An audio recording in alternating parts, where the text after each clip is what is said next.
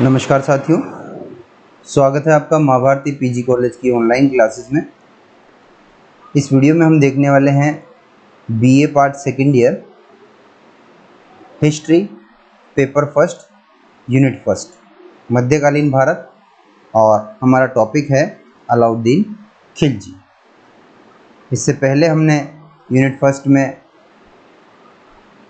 तुर्कों का भारत में सफल आक्रमण के कारण और उसके बाद बलबन इनके वीडियो देखे। अब हम विस्तार से जानेंगे अलाउद्दीन खिलजी के बारे में।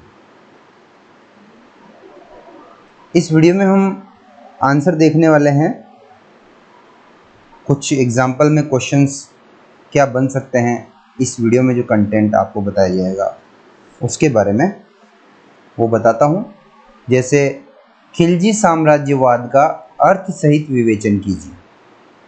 कंफ्यूज नहीं होना है, एग्ज़ाम में वो किसी भी तरह से क्वेश्चन को रख सकता है, आंसर वही होता है। खिलजी साम्राज्यवाद का अर्थ सहित विवेचन कीजिए। अलाउद्दीन खिलजी ने अपने विजय अभियान के दौरान कौन से कदम उठाए? अलाउद्दीन खिलजी के साम्राज्य विस्तार की चर्चा राजपूताना व दक्षिणी भारत के विशेष संदर्भ में कीजिए। दोबारा रिपीट करता हूँ, अलाउद्दीन खिलजी के साम्राज्य विस्तार की चर्चा राजपूताना व दक्षिणी भारत के विशेष संदर्भ में कीजिए। तो इस क्वेश्चन में हमें अलाउद्दीन खिलजी ने राजपूताना के विभिन्न राज्यों को जीतने के लिए जो अभियान किए उनका मेंशन करना है, और दक्षिणी भारत में उसने जो अभियान किए उनका मेंशन करना है। इसी को वो खिलजी साम्राज्यवाद का अर्थ सहित विवेचन कीजिए। साम्राज्यवाद भी यही होता है। अगला क्वेश्चन वो बना सकता है, अलाउद्दीन खिलजी द्वारा साम्राज्य विस्तार हेतु अपनाई गई नीतियों पर चर्चा कीजिए या विवेचना कीजिए। या फिर अलाउद्दीन खिलजी की उत्तरी एवं दक्षिणी भारत की विजयों का वर्णन कीजिए। तो देखिए, ऊपर वाले क्वेश्चन में उसने बताया राजपूताना व दक्षिणी भारत, इसी को इसने घुमा करके दे दिया उत्तरी एवं दक्षिणी भारत। तो कंफ्यूज नहीं होना है, और एग्ज़ाम में कोई सा भी क्वेश्चन आए घबराना नहीं है। आप केवल स्टडी करें और क्वेश्चन आपने जो पढ़ा है उसी में से आने वाला है, बशर्ते कि आप क्वेश्चन को समझें। तो शुरू करते हैं अलाउद्दीन खिलजी की साम्राज्यवादी नीति।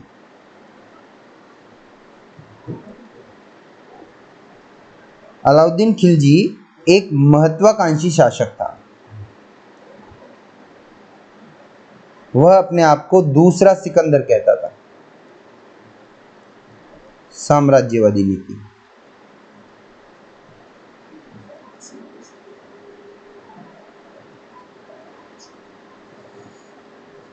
तो अलाउद्दीन खिलजी अपने आप को दूसरा सिकंदर कहता था,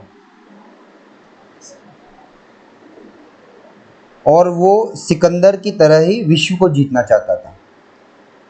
तो वो दक्षिण अभियान अपना शुरू करना चाहता था, दक्षिण के राज्यों को भी जीतना चाहता था।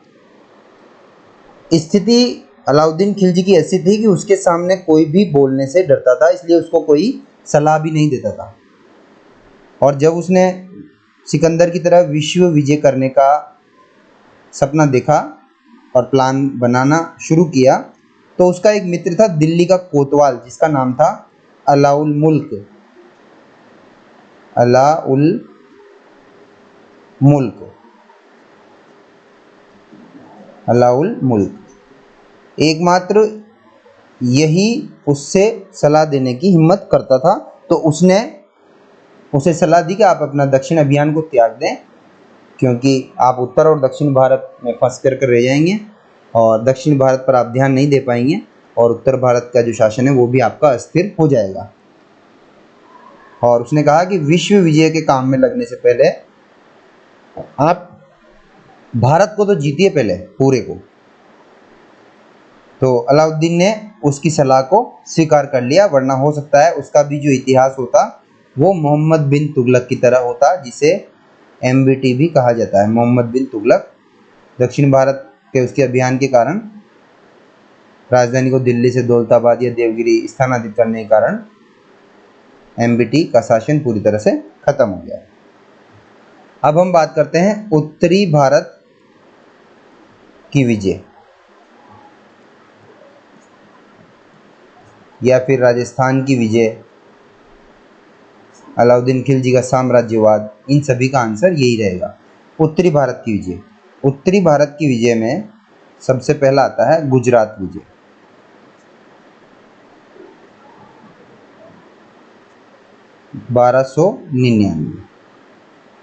गुजरात विजय 1299 में इसके जो दो सेनापति थे, उलूग खां,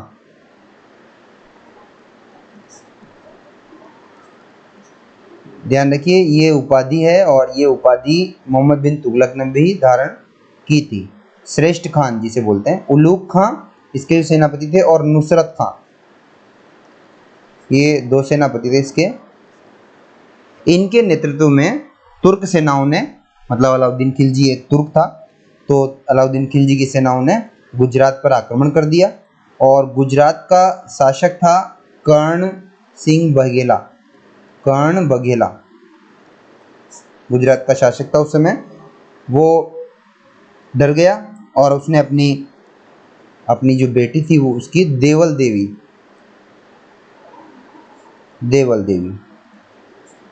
इसको लेकर के वो कहाँ चला गया, देवगिरी का राजा था,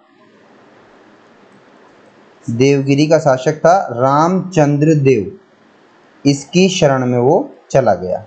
रामचंद्र देव देवगिरी के शासक थे, साउथ में, दक्षिण में। सुल्तान की सेनाओं ने सूरत, अनहिलवाड़ा, खंबात, सोमनाथ आदि नगरों को लूटा और इसी अभियान से उन्होंने मलिक काफूर नामक एक दास को, मलिक काफूर जो दास था वो उनके हाथ लगा। मलिक काफूर 1000 दीनार में इसे खरीदा था। इसी अभियान के दौरान नुसरत खान ने, इसीलिए इसे 1000 दीनारी भी कहा जाता है मलिक काफूर को। तो अलाउद्दीन खिलजी के कौन से अभियान के दौरान मलिक काफूर हाथ लगा था उसे? गुजरात अभियान के दौरान। और इसके अलावा कर्ण बघेला की जो पत्नी थी कमला देवी, बेटी को तो, पुत्री को तो ये कर्ण बघेला अपने साथ ले गया था, लेकिन इसकी पत्नी यहीं रह गई थी, कमला देवी। उसको बंदी बना करके दिल्ली लाया गया, जहां अलाउद्दीन ने उसके साथ विवाह कर लिया।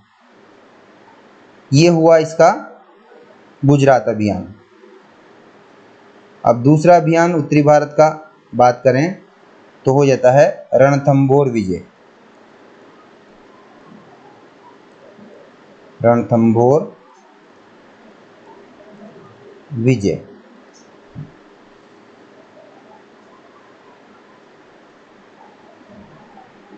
तो अलाउद्दीन ने नुसरत खां तथा उलूग खां को रणथंभौर पर आक्रमण करने के लिए भेजा। दोनों सेना नायकों ने एक विशाल सेना लेकर रणथंभौर की ओर प्रस्थान किया और झाइन के दुर्ग, रणथंभौर के पहले एक दुर्ग पड़ता था झाइन का दुर्ग, इस झाइन के दुर्ग पर अधिकार करके रणथंभौर के दुर्ग पर घेरा डाल दिया। तो इस घेरे के दौरान ही इसका जो सेनापति था नुसरत खां वो मारा गया। नुसरत खां, देखिए इन चीज़ों को, इन घटनाओं को ध्यान रखिए आप, क्योंकि देखिए मलिक काफूर कौन से अभियान के दौरान हाथ लगा? गुजरात अभियान के दौरान। नुसरत खां की मृत्यु कौन से अभियान के दौरान हुई? रणथंभौर विजय के दौरान। सेनापति उलूग खां को भारी नुकसान या क्षति उठाकर झाइन के दुर्ग में शरण लेनी पड़ी और नुसरत खां की मृत्यु और उलूग खां की पराजय का समाचार पाकर अलाउद्दीन स्वयं एक सेना लेकर रणथंभौर पहुंचा और दुर्ग पर घेरा डाल दिया। तो ये अभियान था 1300 से 1301 ईस्वी का। राणा हमीर वहाँ का शासक था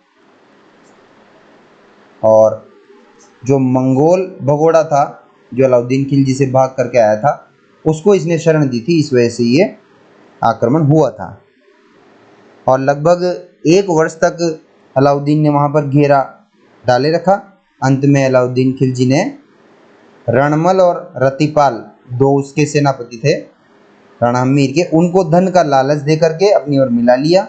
और जो जल था, पेयजल, जिसकी सप्लाई दुर्ग में होती थी, क्योंकि दुर्ग में अपने आप को बंद कर लिया था रणहमीर ने अपनी सेना के साथ, तो उस सप्लाई में गोरक्त मिला करके उसे अपवित्र कर दिया और फिर रणहमीर को युद्ध के लिए दुर्ग के दरवाजे खोल करके बाहर आना पड़ा।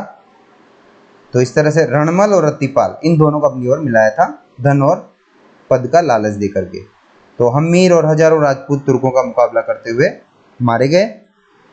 इस प्रकार 1301 में रणथंभौर पर तुर्कों का अधिकार हो गया और उल्लूक खां को यहाँ का शासक नियुक्त कर दिया गया। तीसरा अभियान आता है चित्तौड़ अभियान, चित्तौड़ की विजय। तो चित्तौड़ अभियान या चित्तौड़ विजय अभियान जो हुआ, उसका समय था इसके ठीक बाद 1302 से 1303 का समय। तो चित्तौड़ विजय की फाइनली 1303 में और रणथंभौर विजय की 1301 में। तो अलाउद्दीन खिलजी ने 1303 में एक विशाल सेना लेकर चित्तौड़ पर आक्रमण कर दिया और इसकी शाही सेना ने चित्तौड़ के दुर्ग का घेरा डाल दिया, जो लगभग 8 महीने तक चला। और चित्तौड़ की शासक रतन सिंह ने परंपरागत वीरता से शत्रु दल का मुकाबला किया, परंतु जब राजपूतों की विजय की कोई संभावना और उम्मीद, आशा न रही, तो रानी पद्मिनी और अन्य महिलाओं ने जोहर किया, अपने आप को अग्नि में जला डाला और रतन सिंह और हजारों राजपूत लड़ते हुए वीर गति को प्राप्त हुए। देखिए, जोहर बोलते हैं, जोहर बोलते हैं जब राजपूतों में ये प्रथा प्रचलित थी, जब युद्ध में राजपूतों को, राजपूत महिलाओं को जीत की आशा नज़र नहीं आती अपने पक्ष की, तो वो अपने सम्मान और अस्मिता की रक्षा के लिए अपने आप को या तो जलती हुई अग्नि में समाहित कर देती थी या फिर जल में अपने आप को समाहित करके अपने प्राणों का अंत कर लेती थी। और केसरिया, केसरिया भी इसी समय होता था जब राजपूतों को अपनी जीत की कोई उम्मीद नज़र नहीं आती थी, तो वो केसरिया वस्त्र धारण करके और केसर का पान करके और युद्ध में सिर पे, मतलब अपने आप को ये समझ करके कि अब मृत्यु होगी लेकिन वीरतापूर्वक लड़ते लड़ते मरना है, वो युद्ध में कूद जाते थे। तो इसे बोला जाता था केसरिया। और महिलाएं जब जल या अग्नि में समाहित हो जाती थी तो इसे बोला जाता था जोहर। तो रतन सिंह और हजारों राजपूत लड़ते हुए वीरगति को प्राप्त हुए और इस प्रकार 26 अगस्त 1303 को चित्तौड़ दुर्ग पर अलाउद्दीन खिलजी का अधिकार हो गया। 26 अगस्त 1303 को। और चित्तौड़ का नाम बदल करके खिजराबाद रख दिया गया, खिजराबाद रख दिया गया। उसके बाद आता है इसका अभियान मालवा अभियान, मालवा विजय या मध्य भारत की विजय, मध्य भारत की विजय। ये हुआ अभियान 1305 ईस्वी में। तो अलाउद्दीन खिलजी ने 1305 ईस्वी में सेनापति ऐनुल मुल्क, देखिए शुरू के जो दो अभियान थे, गुजरात अभियान और रणथंभौर अभियान, वो हुए उल्लूक खां और नुसरत खां की उपस्थिति में, उनके नेतृत्व में। तो मालवा तथा मध्य भारत की विजय के 1305 ईस्वी के इस अभियान में जो नेतृत्व किया सेनापति ने, अलाउद्दीन खिलजी के सेनापति ने, वो था ऐनुल मुल्क। 10,000 सैनिकों के साथ इसने मालवा पर धावा बोला, आक्रमण किया और मालवा में शासक था महलक देव। महलक देव। तो इसका सेनापति था हरनंद। अलाउद्दीन का सेनापति था ऐनुल मुल्क, इसका सेनापति था हरनंद, जिसे काका भी कहा जाता था। ये महलक देव इसे काका से संबोधित करता था। इसने शत्रु दल का वीरतापूर्वक मुकाबला किया हरनंद ने, और लड़ता हुआ मारा गया, और जल्दी ही महलक देव को भी मार डाला गया। और 23 नवंबर 1305 इस तारीख को मांडू पर खिलजियों का अधिकार हो गया, और उज्जैन, धार नगरी और चंदेरी पर भी खिलजियों ने अधिकार कर लिया। तो ये तारीखें आप याद रखिएगा। 15 वर्ड्स का जो आंसर वो होता है उसमें वो इसको पूछ सकता है। अगला इसका अभियान रहा 5वां अभियान, सिवाना विजय या सिवाना पर अधिकार।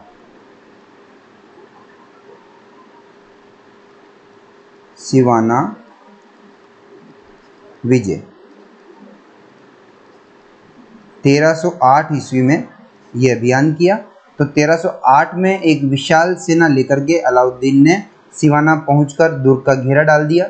शीतल देव यहाँ का जो शासक था, जिसे सातल देव चौहान भी कहा गया है, या शीतल देव भी कहीं कहीं इसको कहा गया है। इसने शाही सेना का 5 महीनों तक डटकर मुकाबला किया। अंत में शीतल देव भी लड़ता हुआ मारा गया, और सिवाना का प्रशासन सौंप दिया गया किसे? कमालुद्दीन गुर्ग को, जो इसका सेनापति था अलाउद्दीन खिलजी का, कमालुद्दीन गुर्ग, इसको सिवाना का प्रशासन सौंप दिया गया। आप देखिए, चित्तौड़ का जो प्रशासन सौंपा गया था वो खिज्र खां को सौंपा गया था, और उसका नाम रखा गया था खिजराबाद। सिवाना का जो प्रशासन सौंपा गया था वो कमालुद्दीन गुर्ग को सौंपा गया था, और दिल्ली वापस आ गया अलाउद्दीन खिलजी इसे सौंप करके। छठा जो अभियान था इसका वो था उत्तर भारत का जालोर की विजय। सन ध्यान रखिएगा इनका। गुजरात अभियान 1299, रणथंभौर की विजय 1301, चित्तौड़ विजय 1303, मालवा 1305, सिवाना 1308 और जालोर 1311। ध्यान रखिएगा, 1299, 1301, 1303, 1305, 1308 और 1311, ये इसके अभियान रहे सारे। गुजरात, रणथंभौर, चित्तौड़, मालवा, सिवाना और जालोर। जालोर की विजय 1311। तो कुछ इतिहासकारों के अनुसार जालोर का जो नरेश था कानड़ देव, वहाँ का जो शासक था कानड़ देव, इसने 1304 ईस्वी में अलाउद्दीन की अधीनता स्वीकार कर ली थी। बाद में उसकी स्वामी भक्ति की शिथिलता को देखते हुए सुल्तान ने, मतलब उसको लगा अलाउद्दीन को कि ये इसका वफादारी मेरे प्रति नहीं रही, तो वापस 1311 ईस्वी में इसे जीतने के लिए सेना भेजी। यद्यपि राजपूतों ने खिलजी सेना का तीव्र प्रतिरोध किया, परंतु अंत में राजपूतों की पराजय हुई, और कानड़ देव और उसका पुत्र था वीरम देव अपने हजारों साथियों के साथ लड़ते हुए वीरगति को प्राप्त हुए, और 1311 में जालोर पर भी अलाउद्दीन का अधिकार हो गया। कुछ इतिहासकार ऐसा ही बताते हैं कि अलाउद्दीन खिलजी की जो पुत्री थी उसका नाम था फिरोजा। उस फिरोजा को इससे प्रेम हो गया था वीरम देव से, जब कानड़ देव ने इसे अलाउद्दीन खिलजी के दरबार में भेजा था। तो और इस बात से रुष्ट होकर के अलाउद्दीन खिलजी ने इसकी जो धाई थी फिरोजा की, उसके नेतृत्व में सेना भेजी थी, ऐसा भी कुछ इतिहासकारों के द्वारा उल्लेख किया गया। तो जालोर के समर्पण के साथ ही राजपूतों की प्रमुख रियासतों पर अलाउद्दीन खिलजी का अधिकार हो गया, और जैसलमेर, रणथंभौर, चित्तौड़, सिवाना, जालोर और उनसे लगी जो रियासतें थी बूंदी, मंडोर और टोंक पर सुल्तान का कब्जा हो गया, आधिपत्य हो चुका था। परंतु खिलजी शासक लंबे समय तक राजपूत राज्यों पर अपना आधिपत्य नहीं रख सके। तो इस तरह से ये हमारा अलाउद्दीन खिलजी का साम्राज्यवाद में केवल उत्तर भारत का अभियान कंप्लीट होता है। अगले वीडियो में हम देखेंगे दक्षिण भारत का इसका अभियान। इस वीडियो में इतना ही, मिलते हैं अगले वीडियो में, धन्यवाद।